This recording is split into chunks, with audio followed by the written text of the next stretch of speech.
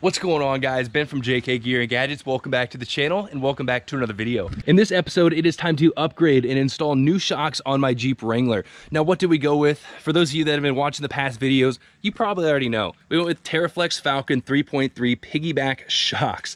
That's a mouthful. These things are awesome. They've been around for a couple years now, and the people that run them have nothing but great things to say about them. They're great shocks. They do offer the piggyback or, reservoir design. And the best thing about them is that they are fully adjustable.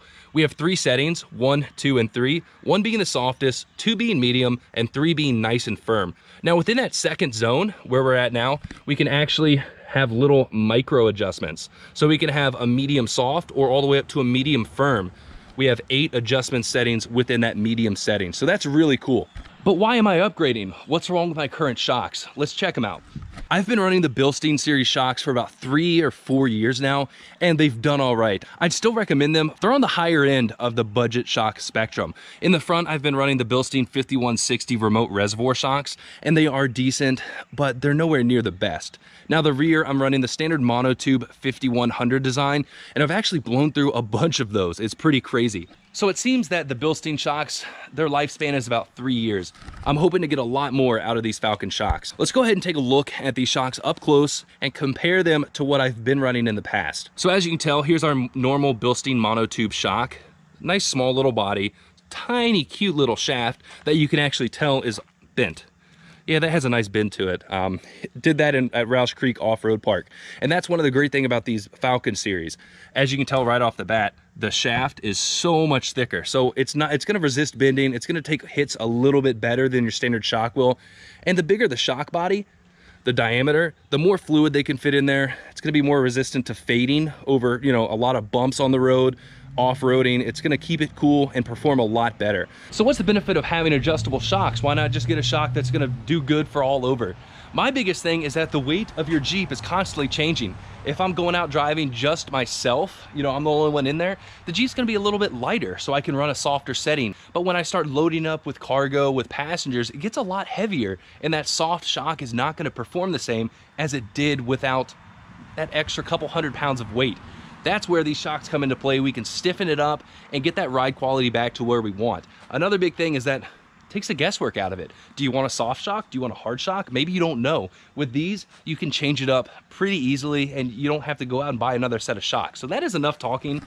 I know you guys are excited to see these installed. It's a very easy install. We are gonna mix it up a little bit with the rears. Let's talk about that real quick. I have a set of the Teraflex rear shock skid plates. These are going to either bolt on or weld on to our rear axle. You guys know me, we're going to weld it on for the maximum strength. These are optional, you don't really have to have them, but since our rear shocks actually sit down like this, you can't flip them up.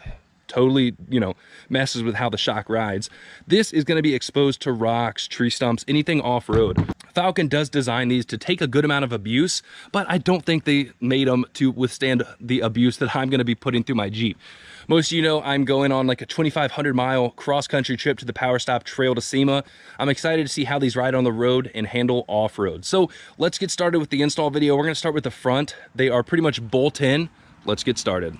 The first thing we're going to do is remove our lower shock mounting bracket at the axle. We're going to need an 18mm wrench and an 18mm socket.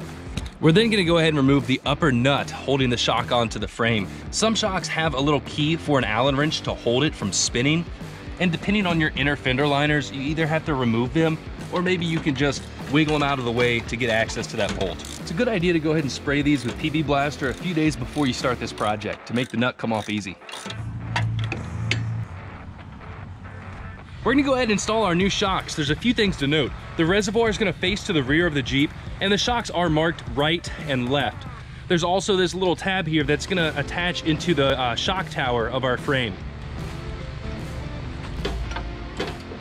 We're gonna grab the top side bushing, put it on, and then install our nut. I like using a little bit of anti-seize on the threads, so it makes removing this in the future a little bit easier. As you can see, we are gonna have to get some inner fender liners that are compatible with the Falcon shock. Since the Piggyback goes straight back, I've been running the Highline Off-Road inner fenders. This is one of the biggest reasons I bought them.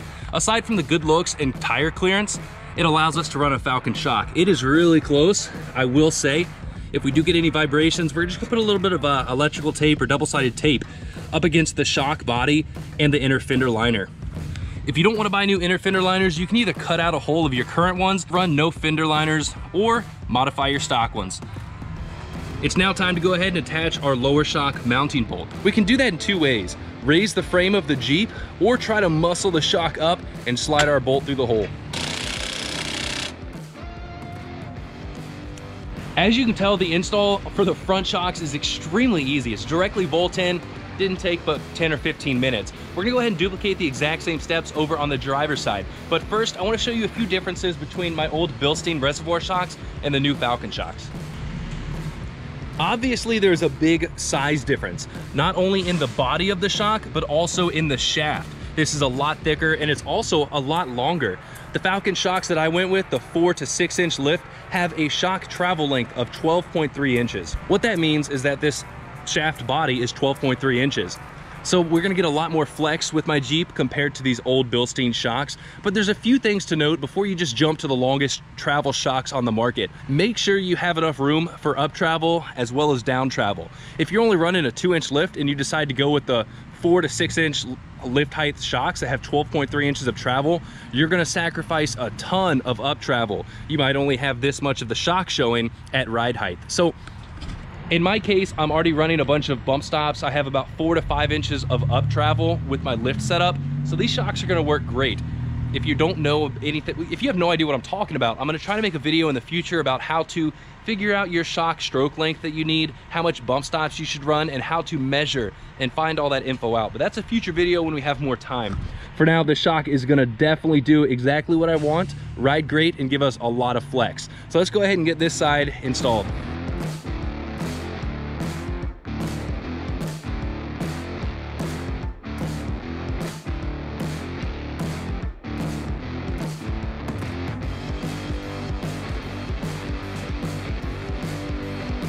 With both front shocks installed, it's time to turn the Jeep around in the driveway, back it in, and start working on the rear. I'm super excited to get this on the road and see how it handles, but we gotta knock out the rear first. Now, if you don't plan on using the rear shock skid plates, it's really easy. You pretty much bolt them in, drill out your lower shock bracket holes, install that spacer so it pushes the shock body outboard a little bit. Now, in my case, since we are gonna be rock crawling this Jeep pretty hard, I really do wanna protect the shocks with the weld-on skid plates. So these can either be bolted in or welded in, or a mixture of both.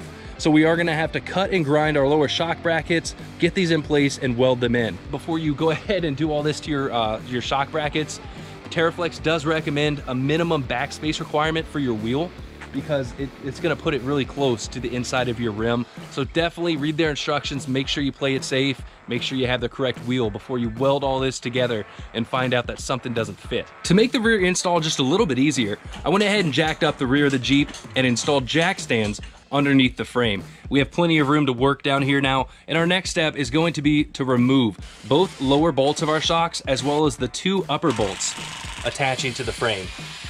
Now, if you don't plan on using the skid plates, the next step would be to drill out our shock mounting holes right here, insert this bushing, and insert our new stud. What that's gonna do is push the shock outboard a little bit so it clears our track bar bracket.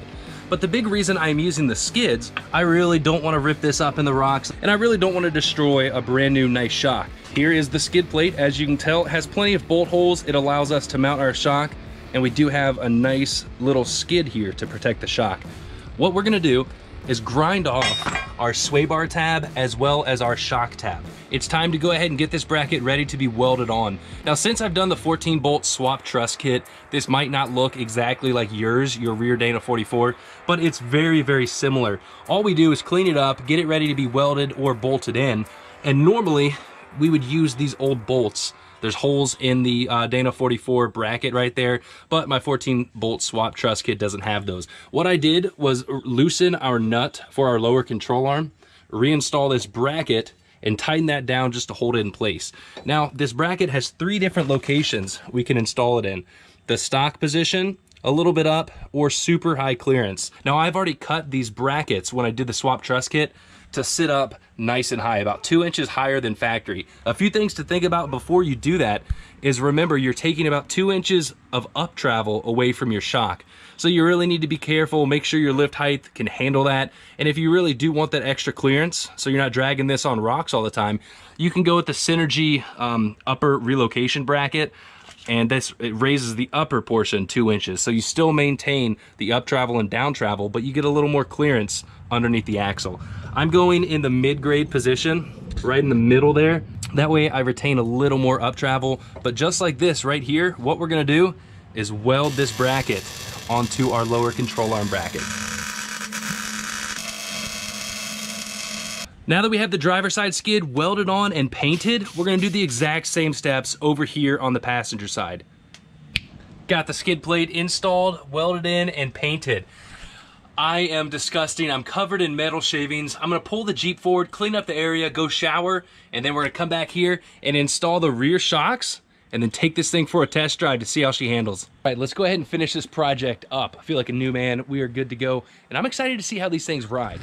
So as you can tell, I went ahead and got the driver's side shock installed. Very, very simple once we get to this point. All we have to do is install the lower bushing sleeve into the lower end of the shock. Once that's done, we're gonna jack up the Jeep and attach the 2 upper shock bolts. We're then gonna lower the shock into the mounting bracket. Now there's a silver spacer that goes on the inboard side of the bracket, the side closest to your differential. Slide our new bolt through and then tighten it up. They are finally installed. So I did a real quick test just to see how much down travel we had, and holy crap, this thing is gonna flex amazing. There's so much down travel now. Wow. So our next step is to take it out on the road and test it out, see how it did. There's one thing that I really want to emphasize, guys. You got to remember that I don't have my front sway bar on or my rear sway bars. Before, with the Bilsteins, I'll include a video, it had so much body roll. With the 3-link and the combination of no sway bars, the Jeep was leaning all over. Going down the road, you get on the gas, the Jeep would lean. You go through a turn, the Jeep would lean. So I'm curious to see how these Falcon shocks do, how much it improves the ride, even still without front or rear sway bars. So the first test is going to be on the stiffest setting. I'm gonna adjust all 4 to the 3rd setting, which is the stiffest, and let's go take a ride.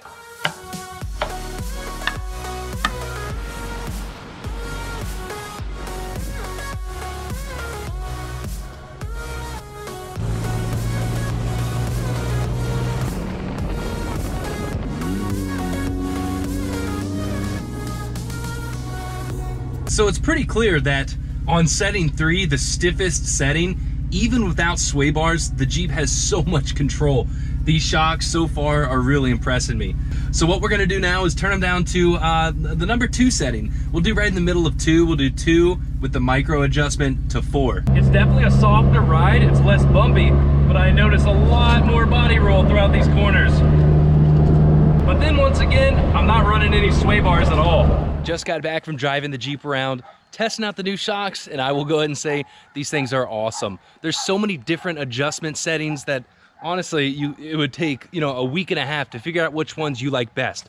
So most of you guys know that I'm driving with no sway bar at all, and a 3-link front and rear, which usually is a combination that leads to a ton of body roll. With the Falcon shocks on the stiffest setting, it was easily still drivable. There was a little bit of body roll, but it wasn't crazy. I did notice that on the highest setting, there is a little bit of, bumpiness, a little bit of harshness, but on the other end of the spectrum from that, we get great handling characteristics. I don't really want to go into too much depth on how the shocks ride, because honestly, I don't have the front and rear sway bars, and that's not a good way to test out new shocks. So coming up soon, the next video, we are installing front and rear anti-rocks.